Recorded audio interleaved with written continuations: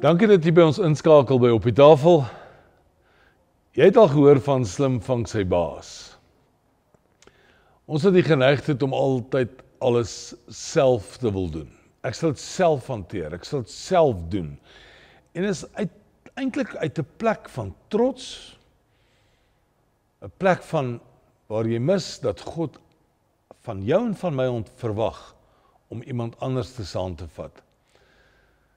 Wanneer ons dit kan leer om iemand anders se hand te vat, saam met iemand deur die lewe te stap, dan kom ons agter, ek is nie noodwendig so oukei soos wat ek gedink het ek is, as ek alles op my eie wil uitoefen nie. Ek lees vir jou wat sê Salomo in Spreuke 3 vers 5 en 6. Vertrou volkome op die Here en moenie op jou eie insig te staat maak nie. Ken hom in alles wat jy doen en hy sal jou die regte pad laat loop. Dis wanneer ons so in 'n plek is van om op my eie insigte, my eie vermoë, my eie krag, my eie wysheid staat te maak, waar dit eintlik 'n plek word van slim vang sy baas. En is uit daardie hoek uit wat Salomo ook skryf, en dan ontdek ons maar, daar's mense rondom ons wat ons hande wil vat, wat saam met ons wil stap, wie ons ook nodig het.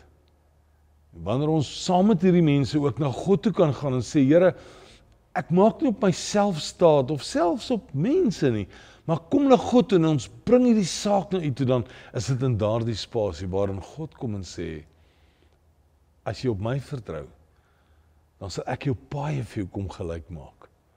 Is dit nie 'n wonderlike plek wat jy vandag net kan weet, as God jou en my uitnooi, om weg te kom van die spasie, die ruimte waar ons 'n geneigtheid het om te dink, I can do this, dan sê God vir my en vir jou, kom hier, kom staan nader, en wanneer jy jou saak na my toe bring, dan maak ek die pad vir jou reguit.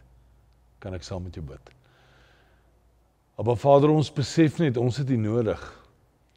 Vergewe ons tog dat ons partymal net op ons eie wysheid wil konsentreer en dink ons kan dit doen. Ons wil vandag onomwonde kom sê, ons het U nodig. Ons kom roep uit na U en ons kom vra, Here, help my, maak my pad vir my reguit. Ek kom vertrou op U. Ek dank U daarvoor in Jesus naam. Amen. Totsiens.